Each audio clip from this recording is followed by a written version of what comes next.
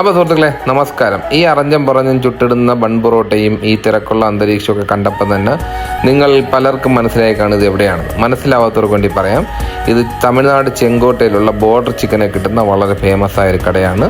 റഹ്മത്ത് chicken എന്നാണ് കടയുടെ പേര്.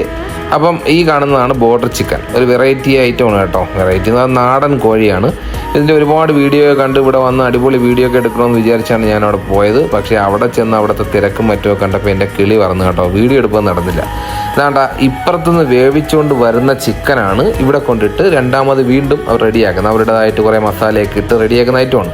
അവിടെ നിന്നൊരു ചേട്ടൻ ചിക്കൻ വേവിക്കുന്നുണ്ടോ, അത് പൊരിക്കുന്നതല്ല, ചിക്കൻ വേവിച്ചെടുക്കുന്നതാണ്. ആ ചിക്കൻ ഇപ്പുറത്ത് കൊണ്ടുവന്ന് മസാലയൊക്കെ ഇട്ട് വീണ്ടും റെഡിയാക്കി വേറെ കുറേ ഐറ്റംസൊക്കെ ഉണ്ട് കേട്ടോ. ഈ ബോർഡർ ചിക്കൻ, പിന്നെ പിച്ചിപ്പോട്ട കോഴി, പെപ്പർ ചിക്കൻ, ബിരിയാണി, അങ്ങനെ ഒരുപാട് ഐറ്റം ഉണ്ട്. പൊറോട്ടയൊക്കെ ചുട്ട് മറിക്കുകയാണ്.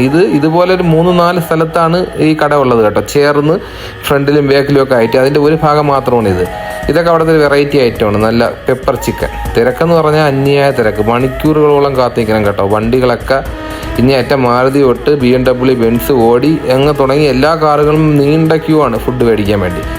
അതുകൊണ്ട് തന്നെ ഒരുപാട് നേരം കാത്തു നിൽക്കേണ്ടി വരും. അങ്ങനെ ഒരുപാട് നേരം കാത്തു നിന്ന് ഞാൻ പാർസലാണ് മേടിച്ചത്. ഇതാണ് കടയുടെ ഫ്രണ്ട് ഭാഗം കേട്ടോ. ഇവിടെയാണ് മെയിൻ കട. ഇതിൻ്റെ ബാക്കിലാണ് ഞാൻ നേരത്തെ കാണിച്ചത്.